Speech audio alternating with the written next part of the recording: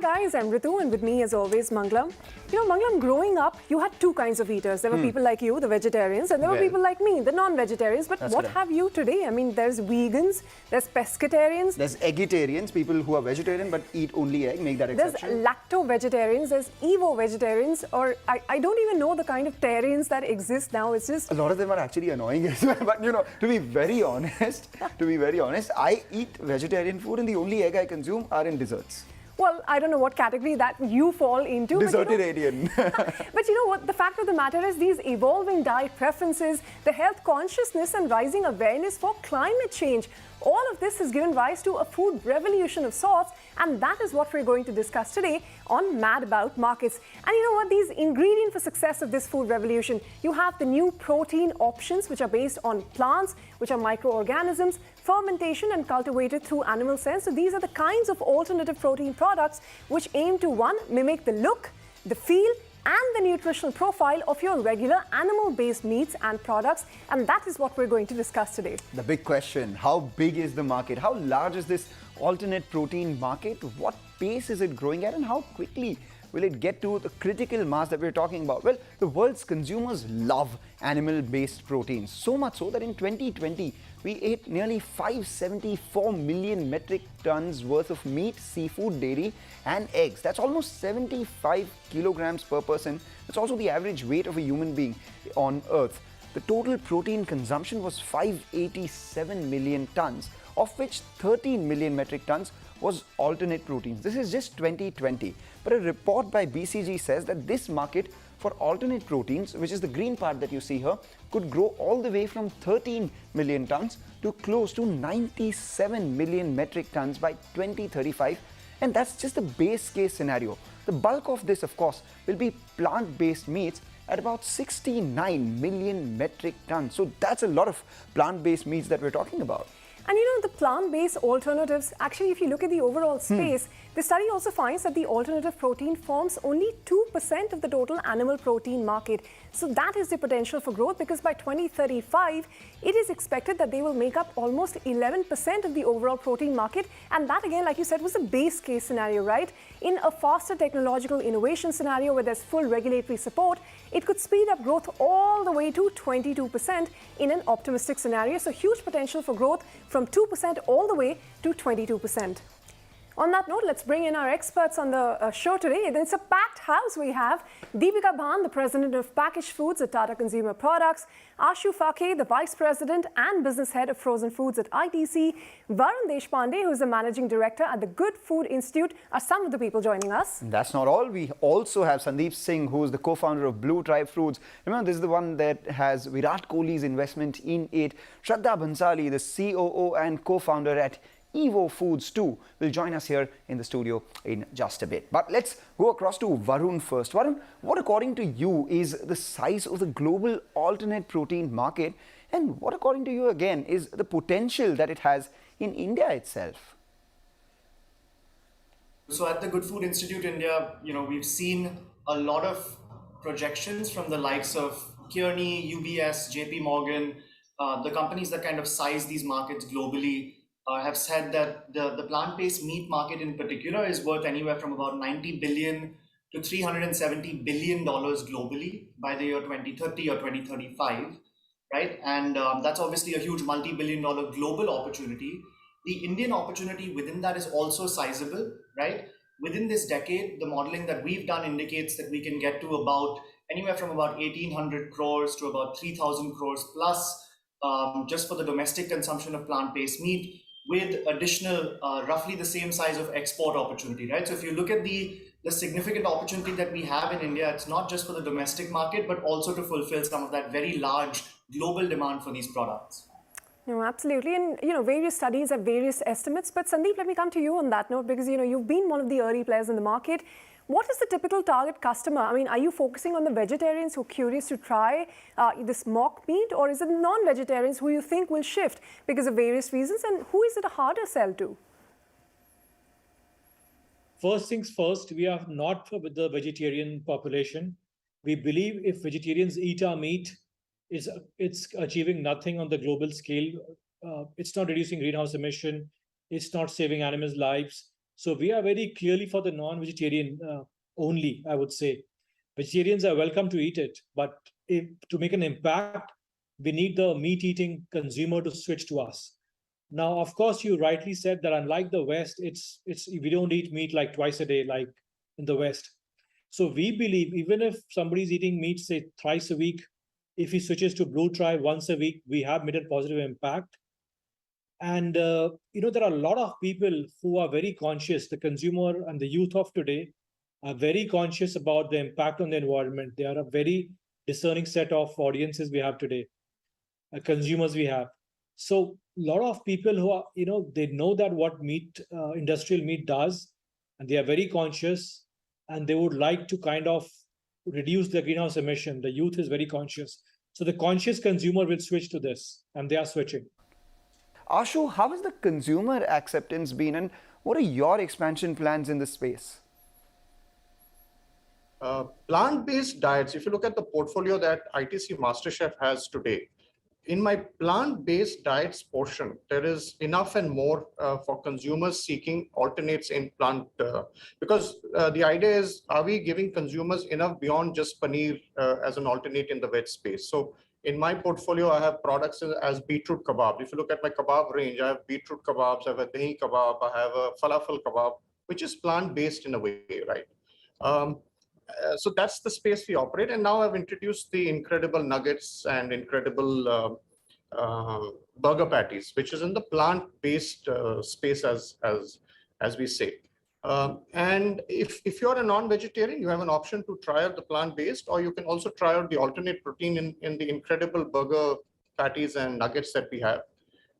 Because it gives you a texture and a feel which is similar to to a non-veg bite, but it is obviously in the vegetarian space.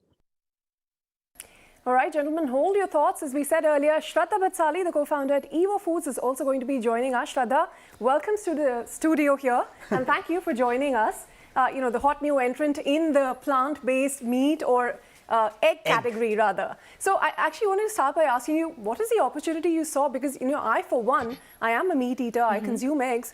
Why would I go buy a plant-based egg, and how would you convert me with your pricing, for instance? Okay, so the opportunity over here, the one thing we need to understand, right, is when you look at the plant-based market right now, on the innovation bell curve, where, we're at the beginning, we're at the innovator, early adopter phase, right? Yeah. So currently, with the kind of education and the price points which are available on the market, the opportunity is not per se to, convert someone like you who's having it. Currently, it's more for your vegans and vegetarians. But I will tell you, when it gets better. That is the exact opposite of what Blue Tribe told us. For instance, they were saying that target audience is very much and I'm a vegetarian. Yeah. I don't know whether I'll be able to consume an Evo product. How do you convince me to consume a product that tastes like egg? Because I don't like the taste of egg. Okay, so two things. To answer your question first, how do you convince like the mass market, right? Yeah. How do you get them to have eggs, right? So let's look at, a product that gives you all the benefits of the eggs that you love, right? Yeah. The taste, texture, protein, all that stuff without any of the nasties, right? So none of the cholesterol, no antibiotics, no cruelty. No smell. And no smell, and it's better for the planet, right? Yeah. And that, at a price point, that is the same as an organic egg. So if you're looking at a better egg, this product is for you. Okay. But if you're currently buying an egg at, the conventional egg rate, which is around 7 rupees, this product will be for you, but when I can give you a better value for your money. Yes. How much does this cost? Huh? How much does it cost? This product right now, we're priced in the ballpark of organic eggs currently. Which would be? Between 250 to 300. Oh, wow. From 7 rupees an egg to 250 to 300 an egg. No, not per egg. Oh, okay, per dozen. Which is like 6 to 7.5 eggs. Okay. Depending on the packaging, Okay, makes sense. Would you buy a product like that? And can you use it as an ingredient for which eggs are used, say, baking cakes, etc.? So the product that we have right now, which is the plant-based boiled egg, that you can use exactly how you'd use a boiled egg, right? You can fry it, you can pan grill it, you can use it in a mousse, you can put it on your avo toast, eat it plain, any of that fun stuff. All right, quickly, hold your thoughts there. We're very curious about this product, but we'll get back to you in just a bit. By 2035, it is actually estimated that every 10th portion of meat, dairy, eggs that is consumed around the globe is very likely to be alternative, and that is a best case scenario for the industry. The result is going to be a $290 billion market size for alternative proteins by 2035 globally, and this is going to yield significant benefits, not just for consumers, but like Shraddha was telling us, also for the climate. So a BCG study again finds that the shift to plant-based meat and eggs alone is going to save more than 1 gigaton of carbon dioxide emissions, which is the equal of Japan going completely carbon neutral for an entire year. Eating that much plant-based protein is also going to save enough water to supply the city of London for 40 years and make a major contribution to food security and our planet's biodiversity. All right, then let's shift focus to India itself. About 70% of India's population, as against popular belief, is actually non-vegetarian. But we consume relatively low quantities of meat, which is sometimes referred to as flexitarians. About 50% of our population in the 15 to 49 age bracket also is digitally connected with the global trends. And this is something we here on Mad About Markets have been looking at ever since we started. And this is also the demographic which is looking to improve their lifestyle. And lastly, 7 out of 10 Indians are found to be deficient in proteins. And that explains the significant scope for consumption and conversion to alternate proteins, specifically plant-based meats. The other two categories of alternate proteins, which are microorganism based and we have the animal cell based protein as well, are in an extremely nascent stage, like Shraddha said, of the innovation bell curve. So we focus on the potential of plant-based meat market itself. We had a report coming in from Nirmal Bang estimating that the Indian plant-based meat market, which is currently about $30 to $40 million, by 2024, not too far away from now, it's expected to touch all the way up to $500 million, or roughly $500 million. And other reports too suggest that this market may double from there on to $1 billion by 2030 itself. So that's quite a size that we're talking about. But who are the players that dominate this market? It's people like you. It's startups, actually. It's very much dominated by startups in India, and they've made rapid progress over the years. So you have your early starters, the likes of Ahimsa, and then you have Evolved and Blue Tribe that came in later. Evo, of course, now Imagine Meats. All of these players have been in this space for a while now, but now MNCs like Nestle and Unilever are also acquiring and even organically launching their own plant-based meat products globally. And if you see world over, whether it is your Domino's, your McDonald's, Subway, all of these chains, they have introduced plant-based meat products on their menus, and that trend is also picking up in India. Recently, you also had the big FMCG companies, the likes of Tata Consumer or ITC, also launching their products in the plant-based meat category as early as this year itself. So ample opportunity, first dominated by the startups, but now also getting into the space from the more established players. But let me toss that question to you, at Tata Consumer, Deepika, because what made you look at this market now? Because you're only making your entry now in a space which is heavily dominated by startups. How much of the market share do you think you will be able to capture? So I think let me start by saying that actually we think it's a big, juicy opportunity, right? It's definitely a Horizon 3 bet. So we're not in this market for the size today. We're in this market for what it promises to be. Aside from the fact that we know we are more a meat eating than a vegetarian country, right? 7 out of 10 Indians actually consume meat. That there is, we are all seeing a really large trend towards more conscious consumption. So people are definitely more mindful of the food that they eat, both from a nutrition standpoint, as well as increasingly from a good for planet standpoint. And so there is definitely a very high proclivity to try, things like alternative meat. All right, but the bigger question again is, what do consumers want in India in their plant-based meats? It really comes down to 3 things. The first one, the taste, of course. The second one, the texture of real meat. And the third, most important one, pricing. In fact, earlier we conducted a poll to understand the acceptance of plant-based meat in India. And here's what it threw up. Half of them said, no thanks, I'm vegetarian. And a third of them said, hell no, bring me the meat. 5% have switched over to plant-based, whereas 15% have said that they're vegetarian, but they're curious to taste. Pricing is extremely important, Deepika. So what would motivate people to actually buy or try this product? Price-wise, it's much higher, right? No, I mean, that's a great question, and you're absolutely right. This is very early stage, right, in this industry. And as a result, at this point, the scale economics are not allowing for great costs. So today, if you went out to buy an alternative meat product, it will be more expensive than a meat substitute. Yeah, anything between 1.3 to 1.8x, depending on what flavor you buy. So we are very conscious that one of the challenges definitely in getting this adoption to go up is going to be to offer this at cost which is parity to meat. In an ideal world, you want it to even be cheaper because you want to incentivize consumption. I think with a bit of scale, some of that will kick in. Yeah, so getting price and cost right is something we're very conscious about. At this point, our endeavor has been to pass the first test with the consumer, which is the taste test, right? Because the biggest barrier to entry of the category is going to be if it feels like meat to you. So yes, we are conscious that it's higher cost, but that will settle over time. All right, Deepika, take your point, but like we said, again, for companies, it also becomes about profitability. And at an innovation scale, you require a lot of investment to get there. So Varun, what has been the investor interest in this space been like outside in India? Is it as high as what we see globally? Yeah, globally, investors have poured in about 11 billion with a B US dollars into this overall smart protein landscape. That includes plant-based foods, but also the other categories like products produced from animal cells or from fungi, etc. In India, there's only been a very minuscule amount that's gone into investment here, right? So we think India can actually be a huge growth market for this. Out of that 11 billion, less than 15 million with an M US dollars have gone into India over the last decade or so. And a lot of that has come within the last couple of years. In fact, we're seeing a lot of market momentum in India. We're seeing something like 40 plus companies across all plant-based industries, that's meat, egg and dairy, plant-based foods, that are being formed, and many of them were formed within the last 18 months and coming to market as we speak. So there is this huge opportunity now, and investors are seeing it positively, especially when they look at, for example, consumers saying, 63% of consumers saying, as I was mentioning, that they would be willing to or extremely willing to replace their meat consumption with a plant-based meat product. That does present an opportunity for a very interesting market for them to invest in.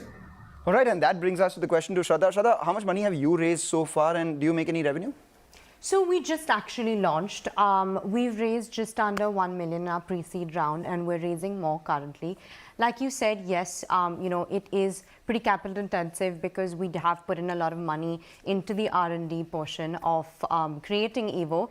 But yeah, we just launched actually 20 days ago, and the response has been fantastic. Actually, the first day for pre-sales without any ad revenue, we sold 1,000 eggs on the first day, pre-sales. So it's been pretty exciting. It is pretty early to give more concrete numbers, but there's a definite excitement in the market for the product. There is an excitement in the market, but do you think it's going to remain more of a metro phenomenon? Is it really going to be able to become a mass product, especially something as niche as, vegetarian eggs? Okay. So, like I've said before, right, the Indian mentality is a value for money mentality. Yeah, absolutely. Taste is amazing, texture is amazing, but when it comes to tier 2, tier 3 cities, if we cannot compete on price, then we can't really capture mass market, right? Like I said, when it comes to value for money, we need to give the customer a bang for the buck. What does that mean, right? Better nutrition capabilities, better functionality, at the same price point. We need to give them everything and more that their animal product can give them. And how close are you to getting there? So we actually just entered an amazing partnership with Ginkgo Bioworks to also, use precision fermentation to produce actual egg cells, through fermentation. Okay. So while we talk about, it's nascent, the technology is not that far away. I do believe that within the next 5 years, we can make a genuinely better egg that's not similar to an egg, but that is an egg and at a better price point. It's a process, and we're getting there. Welcome back. You're on Mad About Markets, and today we're talking about the alternative protein industry, expected to be almost $1 billion industry in India within the next 10 years. But right now, it is a nascent industry, and given that it is a nascent industry like all others, it has its own sets of challenges which it has to grapple with. So consumer acceptance is the biggest one, where the industry needs to maintain consumers' interest in these alternative proteins and their willingness to adopt to them, which could be impaired by concerns about sustainability, about health and safety. Then, of course, there's always the risk that the industry could be suddenly transformed by an entirely new technology, such as the creation of foods which are not even based on agricultural inputs at all. So that is something they have to keep up with. Proper regulation of how alternative proteins are made, approved and marketed and labeled is also essential at present. And the global regulatory environment, that is still quite vague and fragmented. Of course, it is developing rapidly with the industry as well. And there are other challenges you have, whether it is ingredient and supply chain disruptions or impact on industries which are dependent on livestock and so on. So the list of challenges is quite large, given that it is a relatively newer industry. So Ashu, actually at ITC, what do you perceive to be the bigger challenges as someone who's just entered this market? I think the first is going to be around awareness, which as a challenge and an opportunity per se, as both in the health space and around sustainability. As that continues to grow, I think people become more aware of the space and therefore seek out alternates. With awareness is also linked the fact that do people know enough of this, the product range available? So accessibility is going to be very important. Getting the product to be accessible to a large number of consumers is going to be key. Third is going to be affordability, Ritu. I mean, it's at this point in time, if you just look at the alternate protein space, it is expensive. It is 2 to 3 times more expensive than the current products available in the market. So you need to crack the affordability piece. And I think the fourth, which for me, which is also is very, very important, is around taste.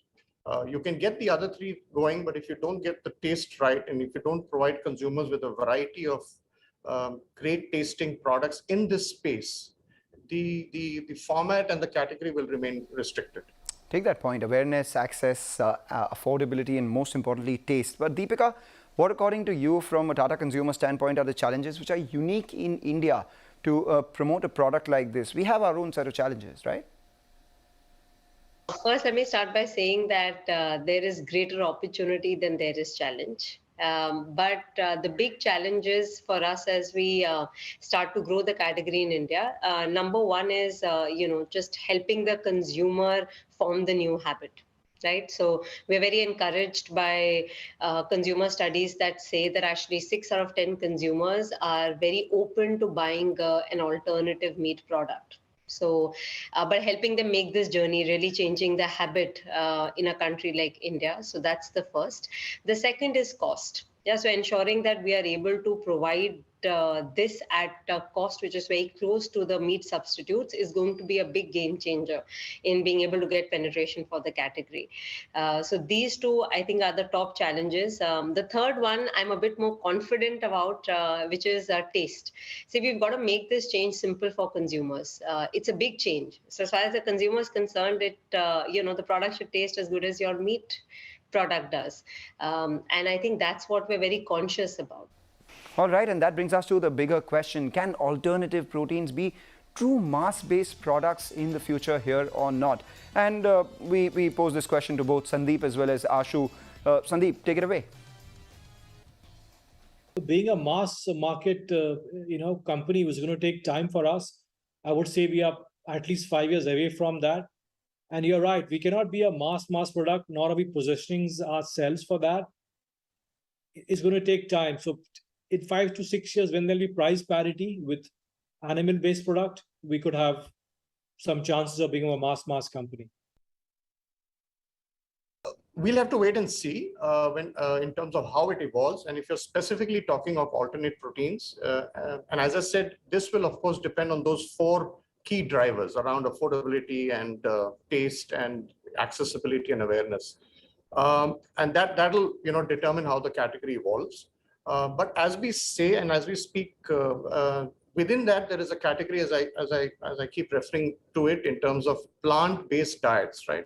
Which is a whole set of ingredient-led products. So whether the ingredients are lentil-based, whether the ingredients are pulses-based, whether the ingredients has a part of dairy in it, that's the portfolio which is also going to play an important role. So as you give consumers choices in both these spaces, one is plant-based diets and alternate protein spaces, I think the category will start to see emerge differently over the next few years.